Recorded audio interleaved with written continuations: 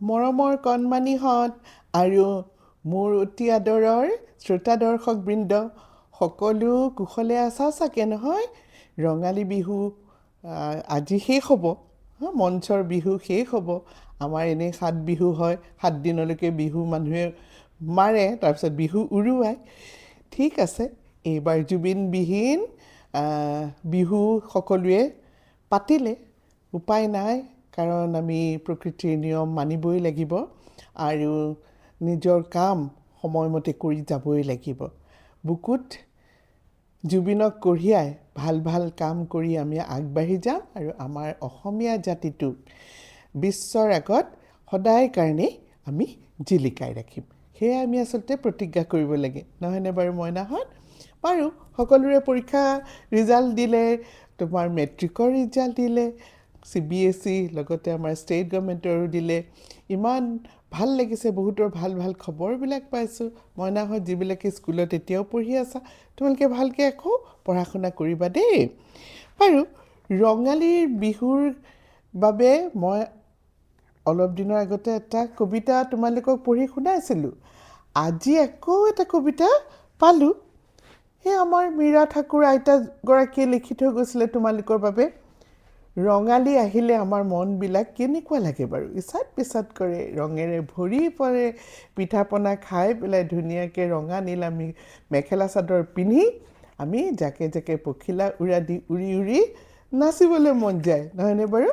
শুনাচোন, এইটো এটা ধুনীয়া কবিতা।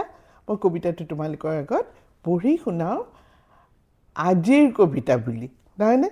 বহুদিন সাধু কোৱা নাই, কাৰণ এইকেইদিন তোমালোকেতো বিহু বুলিয়ে বলিয়া হৈ আছা আৰু মোৰ সাধু শুনিবলৈনো ক'ত সময় পাইছা।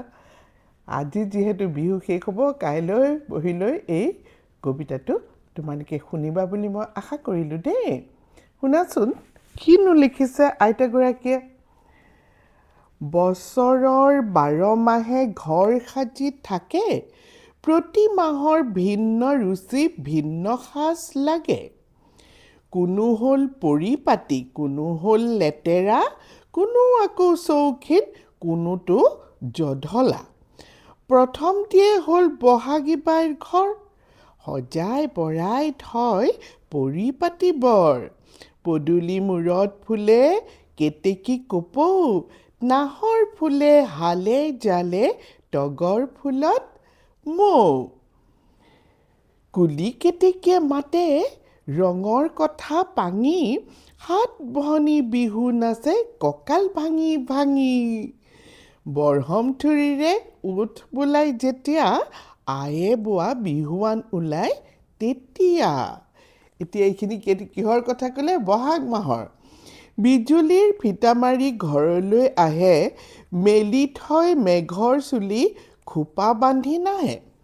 চোতালত কাকৈ দাপোন দিয়ে যতনাই, পাৰি দিয়ে বৰপীৰা নকৰা খংহাই। লঠঙা গছত মেলে সেউজীয়া কোঁহ, আম কলি কঁঠাল মুচিৰ কিনো চাবা ৰহ। মাহ হালধিৰে গৰু ধুৱাই যিদিনা, গৰু বিহু সেইদিনা জানিবা মইনা। চাঙৰ লাও বেঙেনা গৰুলৈ দিয়ে দলিয়াই, দিনে দিনে বাঢ়িবলৈ কয় সিদিনাই। মাখিয়তী পিঠিত মাৰে গোহালিত দিয়ে জাক, তৰাৰ পঘা ডিঙিত দিয়ে বছৰটোলৈ থাক।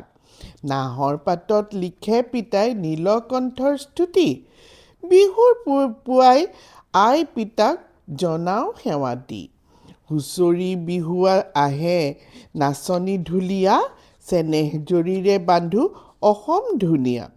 চ'তৰ বিহুক আমি সবে বৰ ভাল পাওঁ, জেতুকা ৰাঙলী হাত নাচি নাচি যাওঁ। এয়া আমি ৰঙালী বিহুৰ কথাকে ক'লোঁ আৰু এতিয়া তোমালোকৰ পৰা মই বিদায় ল'লোঁ। ইমান ধুনীয়াকৈ আইতাগৰাকীয়ে লিখিছে নহয়, ৰঙালীত আমি কি কি কৰোঁ। গৰু বিহু পাতোঁ, তাৰপিছত মানুহ বিহু, গোঁসাই বিহু, এই সকলোবিলাক হোৱাৰ পিছত আমি আকৌ বিহু উৰুৱাই দিওঁ, কাৰণ গোটেই বছৰটোতো আৰু বিহু গাই থাকিলে নহ'ব। বেলেগ এটা মাহ আহিব, আকৌ বহাগ গৈ তোমাৰ বেলেগ মাহ আহিব, সেই মাহত আকৌ বেলেগ ধৰণৰ হ'ব পৰিৱেশ। সেইকাৰণে আমি এই ৰং ৰহস্য কৰি উঠাৰ পিছত আমাৰ নিজৰ নিজৰ কামত আমি ধৰিব লাগিব নহয়নে ঠিক আছে মইনাহঁত এতিয়াৰ কাৰণে আই মায়ে বাই বাই বুলি কৈছে হ'বনে ঠিক আছে সকলো কুশলে থাকা